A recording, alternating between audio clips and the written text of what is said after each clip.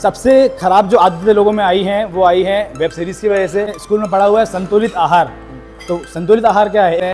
जब एक बच्चा बचपन में किताबें पढ़ रहा होता है, अपने स्कूली समय में होता है, तभी से एक लाइन पढ़ाई जाती है कि आपके अंदर, आप नहीं जानते हो, एक सेक्सुअल टेंशन भी बढ़ रहा होता है और वो कहीं ना कहीं आपके काम पे, आपकी दिनचर्या पर प्रभाव डालता है कि अति किसी भी चीज़ की बुरी होती है।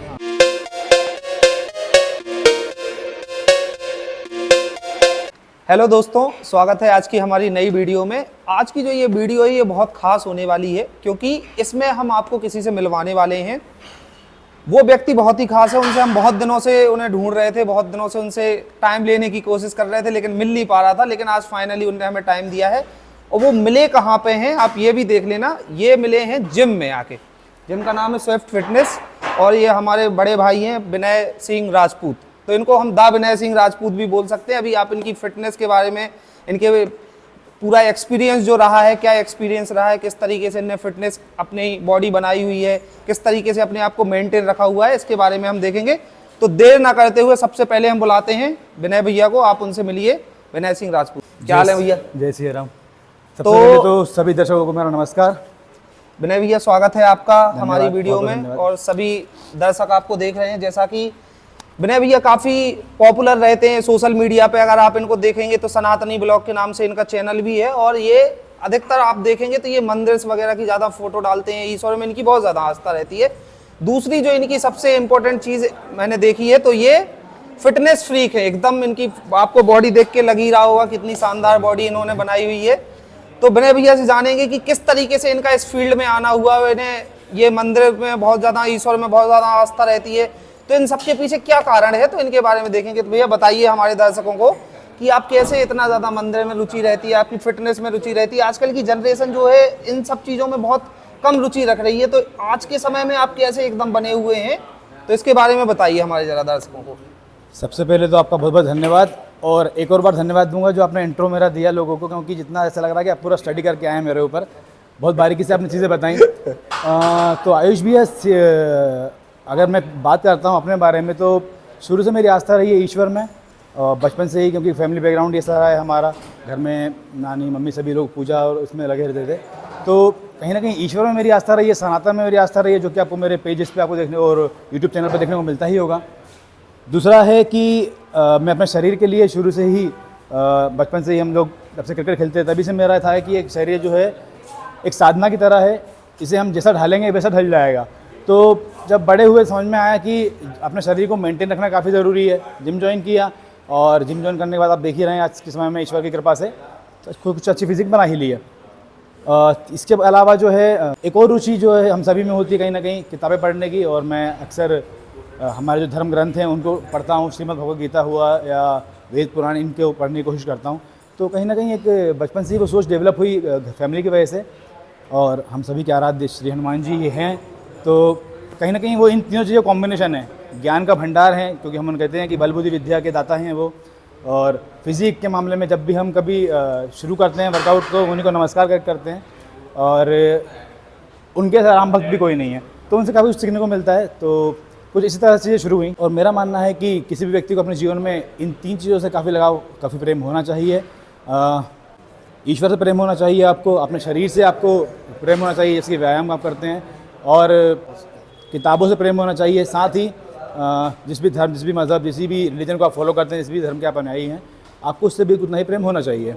और आजकल का यूथ जो है इन चीज़ों में नहीं होता है। आपने अक्सर देखा होगा कि वो व्यसन में, नशे की आदतों में लिप्त हो जाते हैं। तो इन सब चीज़ों से बचने के लिए ये सबसे सेफ तरीका, सबसे अच्छा तरीका है, क्योंकि आप अगर वर्कआउट करते हो तो आप अर्ली मॉर्निंग जागते हो। सुबह जागने के लिए आपको रात को सोना ज़रूरी है, और जब आप रात को यहाँ समय नहीं बिताते हो गलत लोगों के साथ में, तो इस तरह की आप आदतों में नहीं पड़ते हो। तो मतलब आपका सीधा सीधा सा मानना है कि कहीं ना कहीं आपने जैसे तीन चीज़ें बताई हैं कि ईश्वर में व्यक्ति की आस्था होनी चाहिए, उसकी किताबें पढ़ने में उसकी रुचि होनी चाहिए, या उसके व्यायाम में या एक्सरसाइज करने में, बहुत ज़रूरी है। तो इन सब चीज़ों से कहीं ना कहीं व्यक्ति का ताकत ही बन रही है, हर तरह की ताकत। अगर आप देखें, अगर आप अपने धर्म, अपने ईश्वर से जुड़े हुए हैं तो आपकी आपको मानसिक शांति मिलती है, मानसिक आपको ताकत मिलती है। और अगर आप अपने शरीर को व्यायाम कर रहे हैं तो आप शारीरिक दुर्बलता से भी दूर होते हैं, और कहीं ना कहीं आपकी बॉडी में ऐसे हार्मोन्स रिलीज होते हैं जो आपको खुश रहने में मदद करते हैं। तो इसके काफ़ी फ़ायदे हैं, जितने बताऊँ उतने कम है। एक और मेरा भैया आपसे बहुत इंपॉर्टेंट क्वेश्चन था, जो आजकल के आप जो लोग देख रहे हैं ये नशे में बहुत ज़्यादा पड़ गए हैं। नशे में युवा ही खास करके देख लो आप, 16 साल से जो व्यक्ति स्टार्ट होते हैं, 16 की उम्र से लेके 25-30 साल तक के व्यक्ति, जो ये उम्र होती है शरीर बनाने की, अपना करियर बनाने की होती है, उस उम्र में ही लोग बाग नशे के चक्कर में पड़ जाते हैं। तो ये इसका शरीर के ऊपर और अपनी जीवन शैली के ऊपर कितना फर्क पड़ता है? बहुत फ़र्क पड़ता है, क्योंकि जैसे हम सभी जानते हैं कि 16 से लेकर 20 साल की उम्र वो उम्र होती है जब आपके हार्मोनल चेंजेस बॉडी में हो रहे होते हैं, आइदर आप मेल या फीमेल जो भी हैं। उस समय आप जिस तरह की आदतों में पड़ गए, जीवन पर्यंत आप उन चीज़ों को फॉलो करते हैं। अगर आप उस समय, मैं इसलिए यूथ से हमेशा ये निवेदन करता हूँ कि जब आप 15-16 साल की एज में होते हैं, आप तब से अपने जीवन को बदलना शुरू करें। आप पढ़ाई में ध्यान दें, आप अपने शरीर पर ध्यान दें, क्योंकि जहाँ से वो जो डायरेक्शन आपको उस एज में मिल गया, आप हमेशा उस चीज़ में लिप्त रहेंगे। अगर आप मैं अपनी बात करूँ तो 16 साल 17 साल की एज में ही मैंने जिम जाना शुरू किया था, और तब से वो जो मेरी आदत है वो आज तक है। इसी तरह से अगर कोई व्यक्ति हम देखते हैं कि 15-16 साल की उम्र में अगर वो किसी तरह के नशे में, या आजकल हम देखते हैं आमतौर पर लोग शराब पीना शुरू कर देते हैं, गुटखा खाना शुरू कर देते हैं, ये आदतें उनकी छूटना बहुत मुश्किल होती हैं। तो हमें कहीं ना कहीं ये आपकी वीडियो थ्रू मैं लोगों को मैसेज भी देना चाहूँगा कि अच्छी आदतें आप छोटी उम्र से बनाएं, जो कि आपको हेल्प करेंगे आगे अच्छा जीवन जीने में, और अपनी फील्ड में, अपने समाज में आप अच्छा नाम बना सकें। भैया आगे हम आपसे जानना चाहेंगे, जो आजकल व्यक्तियों के अंतर्गत बहुत ही आलस आ गया है। ये जितने भी बच्चे होते हैं, जो युवा पीढ़ी होती है, आलस से भरी हुई, 10 बजे उठ रहे हैं, 11 बजे और खासकर आजकल के समय में जरूर हुआ है। आप अपनी बात कंप्लीट कीजिए, मैं इस पर जरूर आऊंगा। तो हम लोग देखने को मिल रहा है, तो इसका जीवन में कितना इफेक्ट पड़ता है, ये समय से ना उठने का या लेट उठने का, या अगर व्यक्ति जल्दी उठता है तो उसके क्या फायदे हैं? उसके जब एक बच्चा बचपन में किताबें पढ़ रहा होता है, अपने स्कूली समय में होता है, तभी से एक लाइन पढ़ाई जाती है, go early to bed, rise early in the morning. और उसके फायदे हमें हमारे टीचर उस समय पे समझाते हैं, और वो कहीं ना कहीं हमें तब समझ में आता है जब हम अपनी टीनेज को पार करते हैं और अपने व्यस्त दौर की तरफ बढ़ते हैं। आजकल के समय में जो मैं आपको बीच में टोक देता, मैं माफ़ी चाहूँगा, सबसे खराब जो आदतें लोगों में आई हैं वो आई हैं वेब सीरीज़ की वजह से। अक्सर मैं अपने ट्रेनिंग से भी कई बार परेशान होता हूँ कि रात में वो एक वेब सीरीज़ का एक एपिसोड शुरू करते हैं, और नो डाउट वेब सीरीज़ में एपिसोड जो है इस ऐसी जगह पर ख़त्म होता है कि एक उत्सुकता बनी रहती है, हम अगला एपिसोड डाउनलोड करके दोबारा देखते हैं। और इस तरह से अगर हम एक ही रात में 7 एपिसोड देख लेते हैं तो सुबह जिम कैसे आएंगे? तो ये एक बहुत ख़राब आदत है। अगर आपको वेब सीरीज़ या कोई भी ऐसी चीज़ देखनी है तो आप अपना शेड्यूल बनाएं। रात भर अगर आप जागेंगे, सुबह उठना पॉसिबल नहीं है, और इनके सुबह अगर उठ गए तो आप अपने शरीर के साथ खिलवाड़ कर रहे हैं। सबसे पहली चीज़, रात में समय से फ़ोन यूज़ करें। आज के समय में एक बहुत ख़राब आदत और लोगों के बीच में होती है, वो ये रात में जब हम सोते हैं तो चादर ओढ़ने के बाद फिर वो मोबाइल का यूज़ करते हैं। इससे आपकी आंखों पर बहुत इफेक्ट पड़ता है, और जिसका सीधा सा प्रभाव आपकी नींद पर पड़ता है। अगर आपकी नींद पूरी नहीं होगी तो आपकी बॉडी के जो हार्मोन्स जो आपकी रिकवरी कर रहे होते हैं वो रिकवरी नहीं कर पाएंगे प्रॉपर। बॉडी की रिकवरी नहीं होगी, अगले दिन आप वर्कआउट कैसे करोगे या अपने शरीर से बाकी काम कैसे लोगे? तो बहुत ज़रूरी है समय पे सोना, समय पे जागना। और समय पे अगर आप जागते हो, सुबह व्यायाम करते हो, तो यकीन मानिए आपके पास पूरा दिन होता है काम अपने बाकी काम करने के लिए, आप दिन भर ही एक्टिव रहते हो।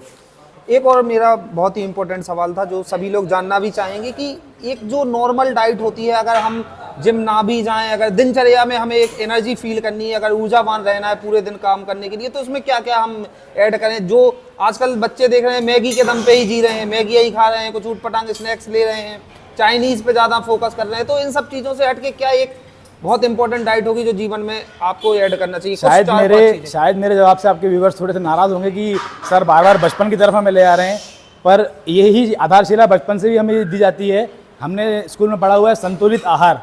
तो संतुलित आहार क्या है? एक बैलेंस डाइट जिसमें आप एडिक्वेट अमाउंट में प्रोटीन लेते हो, एडिक्वेट अमाउंट में आप, क्योंकि हम इंडियंस से तो कार्बोहाइड्रेट्स भी हमें बहुत ज़रूरी होते हैं। तो एक अगर हम बात करें, जो हमारा घर का खाना है सबसे बेस्ट है। इसके अलावा आप बाहर का अगर कुछ चीज़ कभी खाना चाह रहे हो टेस्ट के लिए, किसी एक दिन ठीक है, बट अगर आप हफ्ते में 6 दिन वही मैगी और पिज़्ज़ा बर्गर ये सब खा रहे हो, जैसा खाना खाओगे वैसा शरीर बनेगा। तो अगर आप मैदा ही खाओगे तो वो आपके शरीर में कोई फायदा नहीं होगा। जैसे कई सारे स्टूडेंट ऐसे होते हैं जो घर से बाहर रह रहे हैं, घर का खाना नहीं मिल पाता है, तो कुछ ऐसे इस तरीके से जैसे फ्रूट्स वगैरह हो गए, उसको आप सजेस्ट करना चाहिए, या ओट्स वगैरह का नाम बहुत सुनने में आता है, तो वो क्या इंस्टेंट तरीके से, जैसे मैगी होती है 2 मिनट में बनाया, 2 मिनट में पकाया और खा गए, इस तरीके से क्या क्या जो बहुत सी चीज़ें हैं इसकी। मैं हमारे साथी भी जो रहा करते थे अपने इंजीनियरिंग के समय में, जो साथी थे वो कॉलेज स्टूडेंट थे, वो घर से दूर रहा करते थे, लेकिन सबसे पहली चीज़ अगर बात में करूँ सिर्फ बॉडी बिल्डिंग के बारे में या जिम के बारे में, टॉपिक थोड़ा सा हट रहा हूँ, सिर्फ स्पेसिफिक अगर इस चीज़ के बारे में बात करो तो हमें शुरू से सिखाया जाता है कि अगर आपको बॉडी बिल्डर बनना है तो आपको अच्छा कुक बनना पड़ेगा, क्योंकि आपको घर वाले हमेशा हर चीज़ बना के नहीं देंगे कि सुबह आपको इस तरह इतने समय तक ये चीज़ खाना है, शाम को इतने समय तक ये चीज़ खाना है, क्योंकि फैमिली में बाकी लोग पास और भी काम होते हैं। आपको अपना खाना खुद बनाना सीखना पड़ेगा, आपके शरीर की क्या ज़रूरत है उस हिसाब से सीखना पड़ेगा अगर आप घर से दूर रहते हैं। और सबसे अच्छा है बाहर का खाना खाने से आप सेहतमंद खाना खाएं। चलिए, ये भी बहुत, एक और भैया मेरा बहुत इंपॉर्टेंट क्वेश्चन है जो हर युवा पीढ़ी जानना चाहेगी। एक या तो ऐसी धारणा है या सच्चाई है, कितनी सच्चाई है, कितना फसाना है, आप उसके बारे में बताइएगा। एक मास्टरबेशन के प्रति एक मानसिकता रहती है कि उससे शरीर की काफ़ी क्षति होती है, हस्त मैथुन के प्रति लोगों की रहती है, तो उसके लिए आप क्या जो हमारे यहाँ इन्वायरमेंट है इस टॉपिक पर बात लोग करते नहीं है, जो कि बहुत ज़रूरी है बात करना इस पर। शुरू से ही मेरा मानना है कि सेक्स एजुकेशन हमारे इंडिया में उतनी नहीं मिलती है। लोग जो है गलत वेबसाइट से, अगर हम सेक्स की ही बात करूँ तो उसको भी गलत वेबसाइट से ही देखना शुरू करते हैं, जो कि एक्चुअल में एजुकेशन नहीं है। वो जैसा देख रहे हैं वो वैसा कर रहे हैं किसी भी चीज़ में। तो मास्टरबेशन के ऊपर हमारे समाज में बात नहीं होती है, लेकिन बात करना ज़रूरी है, क्योंकि लोगों को एजुकेट कैसे करोगे आप। अगर मैं बात करूँ सीधे तौर पे, तो हमारा जो शरीर है उसमें जितने मांसपेशियाँ हैं, तो हमारा जो प्राइवेट पार्ट जो हम कहें या जो लिंक है वो भी एक मांसपेशी से ही बना हुआ है। वो भी एक मांसपेशी का, शरीर की मांसपेशी ही है। और जो अगर हम बात करूँ मास्टरबेशन की, तो ये एक सेक्सुअल टेंशन रिलीज़ करने की अच्छी एक्सरसाइज है मेरे मायने में।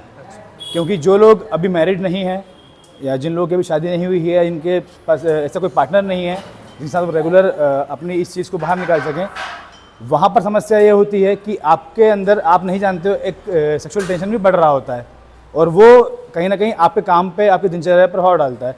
तो मास्टरबेशन इट इज नथिंग, एक सेक्सुअल टेंशन रिलीज करने का। कई सारे युवा पीढ़ी होती है जो बहुत ज़्यादा इसकी तरफ। इसके लिए सीधा सा आंसर है कि अति किसी भी चीज़ की बुरी होती है।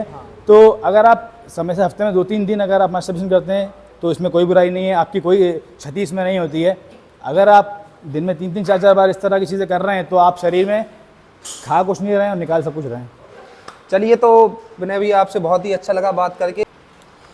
तो दोस्तों, ये थे हमारे साथ दा विनय सिंह राजपूत, और आप लोग इनकी फिजिक्स देखेंगे, इनकी बॉडी देखेंगे, इनने बहुत सारा काम किया है उसके ऊपर। उसके लिए डेडिकेशन की बहुत ज़्यादा ज़रूरत होती है। और यही मैं आपके व्यूवर से भी उम्मीद करूंगा कि ये वीडियो देखने के बाद आप भी अपने शरीर के प्रति उतनी ही शिद्दत से काम करेंगे। तो जो मूल मंत्र विनय भैया ने बताए हैं, हम सब उसको फॉलो करेंगे। मैं भी फॉलो करूंगा, और आप लोग जो दर्शक हैं वो देख रहे हैं, आप लोग भी इसको फॉलो करें और अपने जीवन को सफल बनाएं।